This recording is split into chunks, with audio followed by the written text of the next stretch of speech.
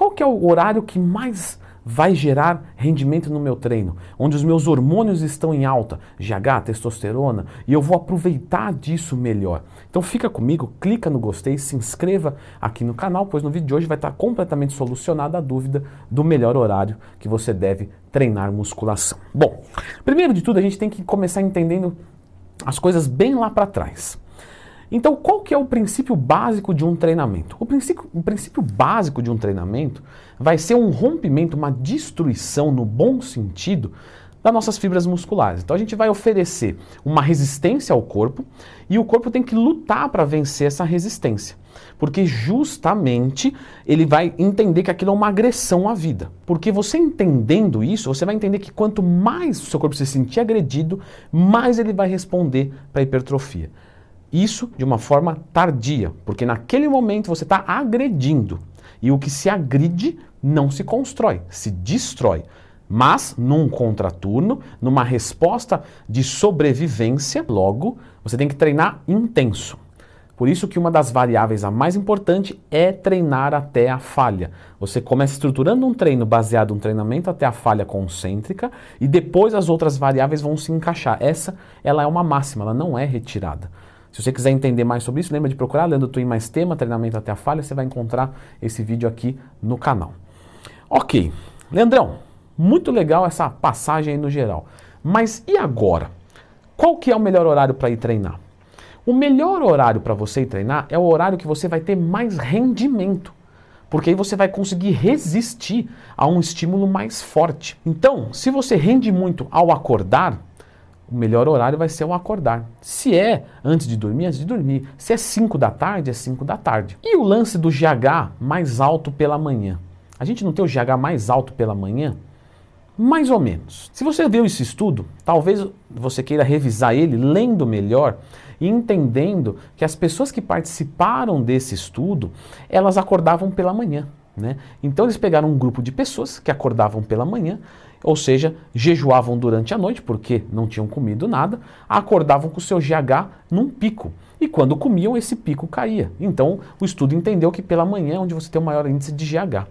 Estudo esse que é desmentido facilmente quando você faz uma dieta de jejum, porque aí o GH fica alto, às vezes fica até mais alto do que quando você acordou. Só que quem acorda de tarde? Pois é, o pico do GH vai ser ali, porque justamente ele vai encaixar esse cenário para a parte da tarde.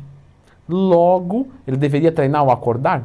Não, porque apesar desse pico de GH ser 2, 3 vezes mais alto do que o normal alimentado, você não tem um efeito estético por isso, tá? Já é provado também que uma dieta de jejum intermitente dobra facilmente os seus níveis de GH, mas um impacto estético em relação ao ganho de massa muscular e a perda de gordura não é relevante. Por quê? Porque se o GH fica muito em alto, a insulina fica muito em baixa.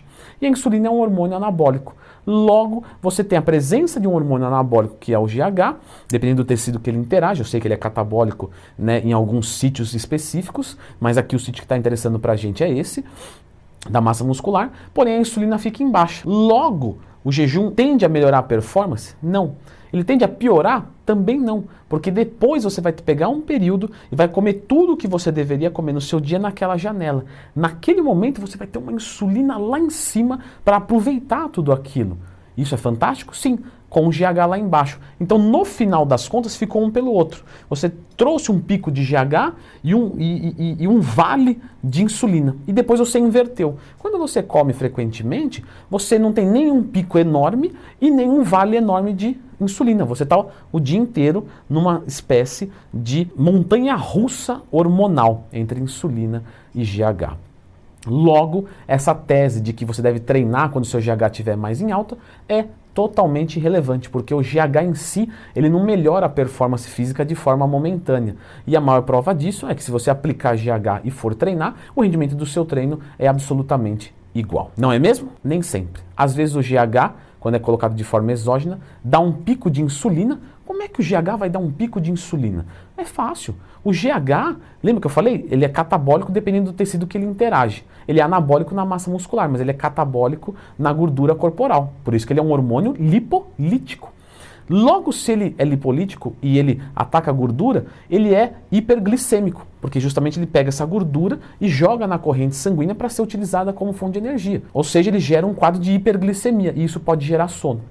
Então, uma explicação do porquê os fisiculturistas têm sempre aquela cara que parece que estão desmaiados, muitos vão falar assim, que é porque fumam alguma coisa, e até pode ser também, mas o GH também é muito explicativo. Sabendo disso, o GH não deve ser levado na equação do melhor horário para treinar. Indo adiante, vocês, meus alunos, qualquer um pode perguntar, e a testosterona? A testosterona é show de bola. Se a testosterona influencia um processo de agressividade, quanto maior for a testosterona, melhor, não é mesmo? Então, vamos lá.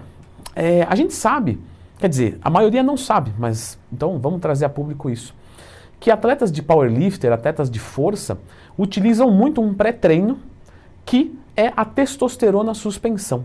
Vai dizer, mas para quê? A testosterona suspensão é um esteroide anabolizante, que é uma testosterona pura, sem nenhuma ligação de éster, cipionato, enantato, decanoato, etc. Ela tem uma absorção muito rápida e uma excreção muito rápida. Por isso que ela não é utilizada. Porque se uma pessoa fosse utilizar essa testosterona, ela teria que tomar testosterona de 3 em 3 horas, o que torna totalmente inviável.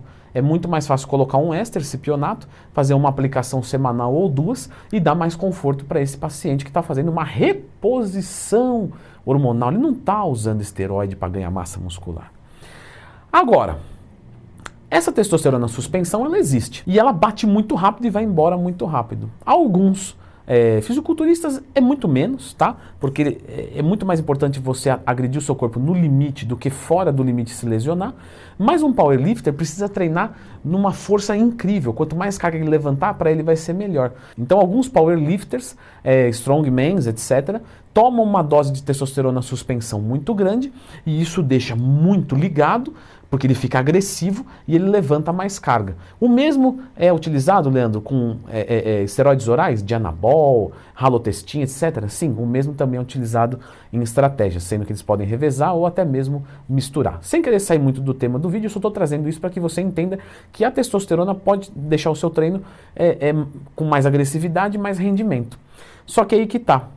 A gente analisando os níveis de testosterona no ser humano, ele varia durante o dia, normal. Então se você fica estressado, ela baixa um pouquinho, aí você fica feliz, ela sobe um pouquinho, e etc, etc, etc. Você tem um orgasmo, ela baixa um pouquinho, porém no contraturno ela sobe. Então aquele papo do NoFap, né, não tenha orgasmos para aumentar sua testosterona, é uma idiotice das maiores que você pode imaginar, porque o orgasmo é uma coisa fantástica, mas isso é um comentário à parte. Então essa testosterona ela fica variando durante o dia, só que são oscilações de baixa escala. Então quando você fala de uma carga hormonal muito alta, você vai falar realmente de uma boa resposta por causa disso, mas está vendo que tem que usar testosterona de fora. E você não tem como saber em que horário sua testosterona está maior. Mas mesmo que tivesse, de 500 para 400, para 350, para 300, não vai mudar nada. Então a testosterona também não entra nessa nossa equação. Por que as pessoas têm mais disposição ao acordar, outras no meio da tarde, outras antes de dormir? Então, isso vai variar muito de pessoa para pessoa e de rotina. Então, por exemplo, um indivíduo que dorme muito bem, normalmente, onde ele tem mais disposição é próximo da hora que acorda, tá? Normalmente. Então ele acorda com muita disposição, então ele se mexe, faz coisas e durante o dia ele vem perdendo esse rendimento. Então muito provavelmente para quem dorme muito bem, ao acordar vai ser o melhor horário para treinar. Quando você dorme mal é o contrário. Então você dormiu mal, você acorda meio baleadão e aí você vem melhorando durante o dia, porque justamente você vai ativando o seu sistema nervoso simpático, abaixando a sua produção de melatonina que foi interrompida, e aí você vem melhorando. Então normalmente para quem dorme mal, ao acordar acorda meio assim, depois ele melhora um pouco e depois cai de novo. Mas claro que a energia dele sempre vai ser mais baixa no geral de quem dorme bem. Outro caso, uma dieta bulk, normalmente você não vê esse cenário, tá? Então se você está comendo muito carboidrato na sua dieta, qualquer horário você vai estar com carboidrato alto, mesmo ao acordar, que faz 6, 7, 8 horas que você não come, porque está tão alto o carboidrato que você está lotado de glicogênio, muito sossegado. Agora, quem está em cutting, às vezes pode concentrar, por exemplo, faz o jejum intermitente. Então a pessoa vem e manda todo o carboidrato dela nas 4 últimas horas do dia. Quando ela acorda no outro dia, é onde ela vai encontrar maior nível de disposição, porque está mais próximo de todo o carboidrato ingerido. Ou seja, se você está em cutting e você concentra todo o carboidrato da sua dieta 6 horas antes, muito provavelmente, neste momento, vai ser o maior rendimento do seu treino. Se você muda isso, você automaticamente enfrenta mudanças em termos de resposta de energia para o seu treinamento. Então, isso varia bastante. Mas, para você levar para a sua vida, treine no horário que você sentir mais disposição no seu dia. Entendeu? Nesse horário eu estou trabalhando. Pois é, eu não posso resolver todos os nossos problemas, não é mesmo? Então eu entendo. Às vezes o melhor horário para treinar, você não pode ir. Então escolha o segundo melhor, o terceiro melhor. Ou, como qualquer brasileiro trabalhador CLT, num único horário do dia, com sorte que consiga reservar. Agora, se a sua disposição está caindo, né, você tem alguns artifícios para se fazer, não é mesmo? Então eu vou deixar vocês com esse vídeo aqui, né, como melhorar a sua disposição. Vários e vários macetinhos que você pode utilizar no seu dia a dia.